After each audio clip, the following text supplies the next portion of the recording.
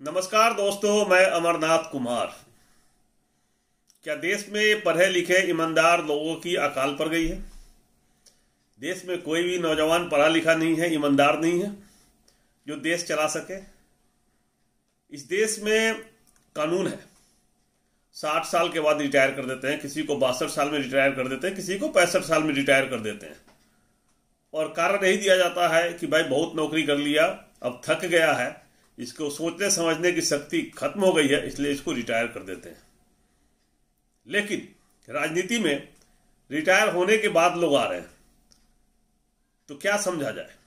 कोई 70 साल का आदमी प्रधानमंत्री बनने के लिए बेचैन है, कोई 72 साल का आदमी प्रधानमंत्री बनने के लिए बेचैन है, कोई 65 साल का आदमी प्रधानमंत्री बनने के लिए बेचैन है, कोई 68 साल का आदमी प्रधानमंत्री बनने के लिए बेचैन है। वोट कौन देता है? आप। आपकी क्या उम्र है? आप सोच लेना। वोट के बदले में आपको क्या मिला, यह सोच लेना।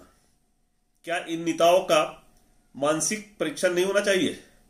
साइकोमेट्रिक टेस्ट होना चाहिए कि नहीं होना चाहिए? क्या यह देश चलाने लायक है? क्या निर्णय लेने लायक है? बहुत जरूरी है कि आपको एक पढ़ा लिखा ईमानदार प्रधानमंत्री चुनना चाहिए।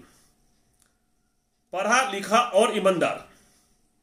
इस देश में बहुत सारे पढ़े लिखे भी हैं, नेता हैं जो आईआईटी किया हुआ है, आईआरएस किया हुआ है, लेकिन झूठ बोलता है। उनके ऊपर करप्शन के चार्जेज है, जो भी बोला उसका ठीक उल्टा किया। तो ऐसा प्रधानमंत्री भी नहीं चाहिए। झूठ बोलने वाला प्रधानमंत्री, लोगों को गुमराह करने वाला प्रधानमंत्री, अपने गुरु को धोखा देने वाला प्रधानमंत्री भी नहीं चाहिए। तो आपको कैसा चुनना है? पढ़ा लिखा और ईमानदार प्रधानमंत्री, जिसका दिमाग काम कर रहा हो, जिसको सोचने समझने की शक्ति हो, जिसके डिग्री का पता हो। अगर वो प्रधानमंत्री बनता है तो उसके साथी आके गर्व के साथ मिले और बताए कि देखो मेरे साथ पढ़ा है, मेरा बैचमेट है, ये प्रधानमंत्री है। ऐसा प्रधानमंत्री नहीं जो पढ़ाई किया उसके कॉलेज के न टीचर का पता है, न उसके दोस्त का पता है, कहां पढ़ा कब पढ़ा कुछ पता नहीं हो। ऐसा नहीं चाहिए। क्या समझा जाए? जब एक ओल्ड एज का आदमी प्रधानमंत्री बनेगा, जिसको सोचने समझने की शक्ति कम होगी, शारीरिक रूप से कमजोर होगा, तो देश पे राज कौन करेगा? देश को चलाएगा कौन? ब्यूरोक्रेट्स, आईएएस, और अपनी मर्जी से चलाएगा। अगर देश का प्रधानमंत्री, मुख्यमंत्री, मंत्री पढ़ा लिखा नहीं हो, कम पढ़ा लिखा हो, तो काम कौन करेगा? IAS, IPS. और वो अपनी मर्जी से चलाएंगे, गुमराह करेंगे और सरकार को भटकाएंगे, और देश गड्ढे में चला जाता है, जैसे अभी चला गया। देश की अर्थव्यवस्था चौपट हो गई, आप सबको रोजगार नहीं मिला, स्कूल कॉलेज बंद कर दिए गए। मिला क्या आपको? बड़े अच्छे अच्छे लुभावने वादे हुए, मिला क्या? सबकी जांच होती है। आप प्राइवेट नौकरी के लिए जाते हैं, आपका मेडिकल टेस्ट होता है। गवर्नमेंट जॉब में जाते हैं तब भी मेडिकल टेस्ट होता है। आपकी पूरी जांच होती है। आपका आंख का, कि आंख आपका काम कर रहा है कि नहीं कर रहा है, कलर ब्लाइंडनेस तो नहीं है, आपके कान का, कि सुनने की शक्ति है कि नहीं है, पूरा फिजिकल फिटनेस होता है आपका।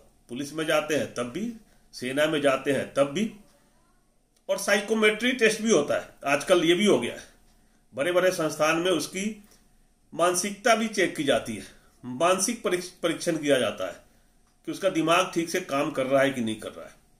क्या इन नेताओं का मानसिक परीक्षण नहीं होना चाहिए? साइकोमेट्रिक टेस्ट होना चाहिए कि नहीं होना चाहिए?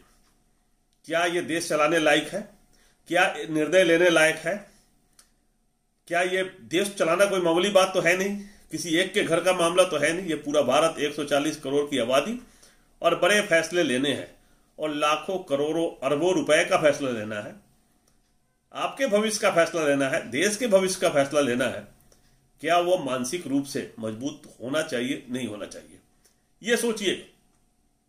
क्योंकि अभी मैं देख रहा हूं कि बहुत साल से लोग राजनीति में है, कोई रिटायर होने का नाम नहीं ले रहा है। सारा नियम कानून को ताक पे रख दिया गया है, और अभी भी छटपटा रहे हैं, अभी भी लालची बने हुए हैं। उनका बिहेवियर बच्चों की तरह हो गया है।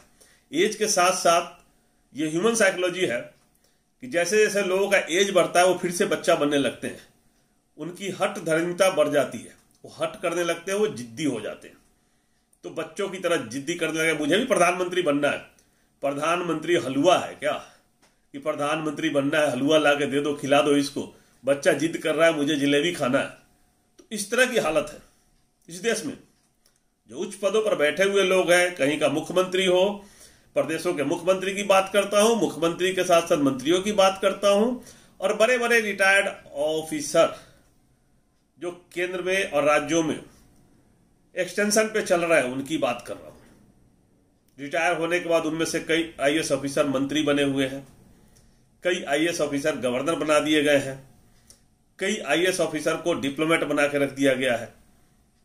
तो सारे रिटायर्ड लोगों को आप भर दीजिएगा तो आपको प्रोडक्टिविटी नहीं मिलेगी, आपको उत्पादन नहीं बढ़ेगा, मतलब देश का विकास नहीं होगा, देश बर्बाद होगा, क्योंकि वो काम नहीं करेंगे ना। तो ओल्ड एज वाले जो मिनिस्टर हैं, चाहे प्रधानमंत्री हो, चाहे मुख्यमंत्री हो, चाहे गवर्नर हो, चाहे डिप्लोमेट हो, कोई भी हो, चाहे एक्सटेंशन पर चलने वाले नेता, मंत्री, ब्यूरोक्रेट, उससे देश का विकास नहीं होगा, देश डूबेगा, देश की अर्थव्यवस्था चौपट होगी। रात दिन कहा जाता था कि हम चीन को लाल आंख दिखाएंगे। आज भी चीन ने हमारे 13-14 ठिकानों का कब्जा कर नाम बदल दिया है, बोला ये मेरा इलाका है, उसने नाम बदल दिया है। और भारत सरकार उसके डिमांड को ठुकरा रही है, रिजेक्ट कर रही है कि भाई ये नहीं, ये गलत है, ये कैसे तुम बदल दिए। लेकिन उसने बदल दिया, उसकी हिम्मत तो देखिए। और कितना 1000 किलोमीटर हमारे जमीन को उस कब्जा कर चुका है अब तक, कई बार हमारे सैनिकों को मार चुका है। लेकिन क्यों? क्योंकि जब एक निर्णय लेने वाला प्रधानमंत्री नहीं होगा, जब सक्षम प्रधानमंत्री नहीं होगा, तो देश का यही हाल होता है, विदेशी आक्रमण होता है और देश को बर्बाद किया जाता है। नेताओं के बेटा बेटी या तो मंत्री है या बड़े बड़े पोस्ट पे है, कहीं ऑफिसर है, कोई विदेशों में है, आप उठा के देख लीजिए कहीं पर भी। जो काबिल नहीं है, जो अपने फील्ड में माहिर नहीं है, वो भी बीसीसीआई का चीफ है। अमित शाह जी का लड़का की बात कर रहा हूं, कभी क्रिकेट नहीं खेला लेकिन बीसीसीआई का चीफ है। क्रिकेट कितना सबसे पैसा वाला संस्थान है, उसका हेड है। राजनाथ सिंह का 2 बेटा है, दोनों नेता बने हुए हैं। धूमल जी के लड़का है अनुराग ठाकुर जी, वो भी मंत्री बने हुए हैं। साहेब सिंह वर्मा जी के बेटा है प्रवेश वर्मा जी, वो भी मंत्री बने हुए हैं। तो कहीं भी उठा के देख लिया, कहीं का भी। बिहार के नेता शकुनी चौधरी थे, उनका बेटा सम्राट चौधरी बीजेपी में है। कहीं का देख लीजिए, रामविलास पासवान जी चले गए, चिराग पासवान जी हैं, सब में है। लालू जी का है, तेजस्वी जी है, पूरे हर पार्टी में सब जगह पर उनके बेटा है। आपके बेटा को क्या मिला? जनता के बेटा की बात कर रहा हूं। इन नेताओं ने आपके बेटा को क्या दिया? आप जाति के नाम पर वोट करते हो, आपको क्या मिला? आपके बेटा को क्या मिला? दंगा हुआ है बंगाल में, बिहार में, कई जगह पे, उसमें कौन मरा है, कौन घायल हुआ है, और जो अरेस्ट हुए हैं वो कौन लड़के हैं, किसके बच्चे हैं? आपको पता था कि आपके बच्चा दंगा फैलाने जा रहा है? आपको पता था कि आपके बच्चों को पैसा देकर भड़काया जा रहा है? आपका बच्चा झंडा उठाने के लिए, नारा लगाने के लिए रैली में जाते हैं 1000-2000 रुपए लेके, आपने रोका उनको? ये काम तो नहीं है ना नारा लगाने का, आपने नहीं रोका। तो अगर आप ढंग से नेता नहीं चुनेंगे तो आपके बच्चों को काम नहीं दिया जाएगा। आपके बच्चे बिहार से भाग के, यूपी से भाग के पूरे भारत में फैले हुए हैं, उनको नौकरी नहीं मिलती अपने राज्य में, इसलिए दूसरे राज्यों में जाते काम करने के लिए, और वहां उनके साथ मारपीट भी की जाती है। और कुछ लोग रिमोट भी उठाते हैं, जैसे अभी मनीष कश्यप अभी गिरफ्तार हुआ है, रिमोट फैलाया कि तमिलनाडु में मारा गया। कभी कभी सच में भी होता है, सूरत से भाग के आते हैं, मुंबई से भाग के आते हैं। राज ठाकरे मुंबई में मारते थे, भगाते थे लोगों को। क्यों? क्योंकि आपने बिहार में ढंग का नेता नहीं चुना, आपने यूपी में ढंग का नेता नहीं चुना, तो आपको रोजगार नहीं मिला, आपके बच्चों को पलायन करना पड़ा। नेताओं के बच्चे क्या कर रहे हैं? विदेश में पढ़ रहे हैं, ऑक्सफोर्ड में। रविशंकर प्रसाद बिहार के मंत्री रहे, अभी मंत्री नहीं है, उनका बेटा फिर से वकील बना है, हाईकोर्ट सुप्रीम कोर्ट के वकील बनेंगे। आपके बेटा क्या करेंगे? पत्थर फेंकेंगे, मस्जिद पे चढ़ के भगवा लगाएंगे। या मुस्लिम के लड़का है तो वसीम रिजवी की तरह मुस्लिमों में भी बहुत सारे लोग हैं जो बदले हुए हैं, वो बिके हुए हैं। जैसे वसीम रिजवी का देखिए कैसे वो भगवा धारण करके मुस्लिमों को गाली दे रहा था। तो इस तरह के भी लोग हैं मुस्लिम में भी, बहुत सारे लोग जो देख रहा हूं, डर से बिके हों चाहे जैसे हो, और वो नारा लगाते हैं, देश को तोड़ने की बात करते हैं, आपस में हिंदू मुस्लिम करते हैं, एक दूसरे को उलझा रहे हैं। तो आपको कैसा चुनना है? पढ़ा लिखा और ईमानदार प्रधानमंत्री, जिसका दिमाग काम कर रहा हो, जिसको सोचने समझने की शक्ति हो, जिसके डिग्री का पता हो।